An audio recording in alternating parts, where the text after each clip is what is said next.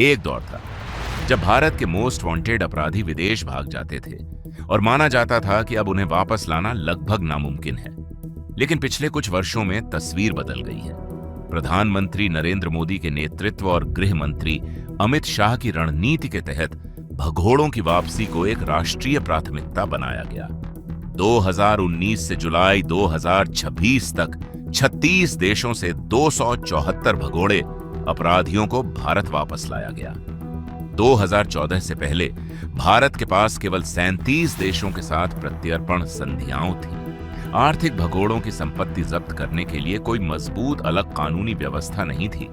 आंकड़ों के मुताबिक 2004 से 2013 के बीच औसतन सिर्फ 4 भगोड़े हर साल भारत लौट पाए, जबकि 110 प्रत्यर्पण अनुरोध लंबित थे।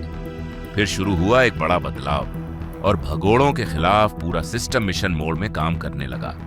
गृह मंत्री अमित शाह के नेतृत्व में इस अभियान को नई दिशा मिली। इसकी नींव 3 मजबूत स्तंभों पर रखी गई: वैश्विक अभियान, एजेंसियों के बीच मजबूत समन्वय और स्मार्ट कूटनीति। इसी रणनीति का परिणाम रहा कि 2025 में रिकॉर्ड 70 भगोड़ों को भारत वापस लाया गया, जबकि जुलाई 2026 तक 45 और भगोड़ों की वापसी सुनिश्चित की जा चुकी थी। इनमें आतंकवाद, गैंगस्टर नेटवर्क, आर्थिक अपराध, नारकोटिक्स, हत्या, दुष्कर्म और पोक्सो जैसे गंभीर मामलों के आरोपी शामिल हैं। सरकार ने सिस्टम स्तर पर भी बड़े बदलाव किए। 2019 में एनआईए अमेंडमेंट एक्ट और यूएपीए अमेंडमेंट एक्ट लागू किए गए। पीएमएलए के सख्त क्रियान्वयन के तहत 17,874 करोड़ रुपए की संपत्तियां जब्त की गईं और 18,762 करोड़ रुपए की वसूली की प्रक्रिया पूरी की गई। इसके बाद 2024 के नए आपराधिक कानूनों में पहली बार ट्रायल इन एब्सेंटिया का प्रावधान जोड़ा गया, जिससे विदेश में छिपे आरोपी की अनुपस्थिति में भी मुकदमा आगे बढ़ सकता है। जनवरी 2026 में इंटेलिजेंस ब्यूरो के मल्टी एजेंसी सेंटर के भीतर स्टैंडिंग फोकस ग्रुप बनाया गया, जो हाई प्रोफाइल भगोड़ों की निगरानी पर केंद्रित है।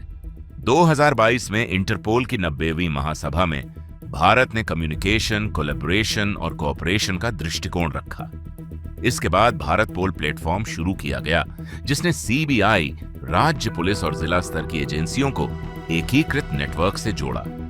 इस नेटवर्क से 1,400 से अधिक यूनिट कार्यालय जुड़े हैं, जिससे कई मामलों में सूचना का आदान प्रदान 3 से 10 दिन में होने लगा, जबकि पहले इसमें 10 से 20 दिन लगते थे।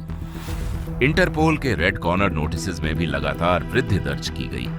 2022 में 40, 2023 में 100, 2024 में 107, 2025 में 112 और जुलाई 2026 तक यह संख्या 182 तक पहुंच गई। ऑपरेशन त्रिशूल के तहत आधुनिक तकनीक जैसे सैटेलाइट निगरानी, डिजिटल फुटप्रिंट और इंटेलिजेंस टूल्स का उपयोग कर विदेशों में छिपे अपराधियों की पहचान की जा रही है। इस अभियान की एक बड़ी उपलब्धि अमेरिका से तहव्वुर हुसैन राणा का प्रत्यर्पण भी रहा।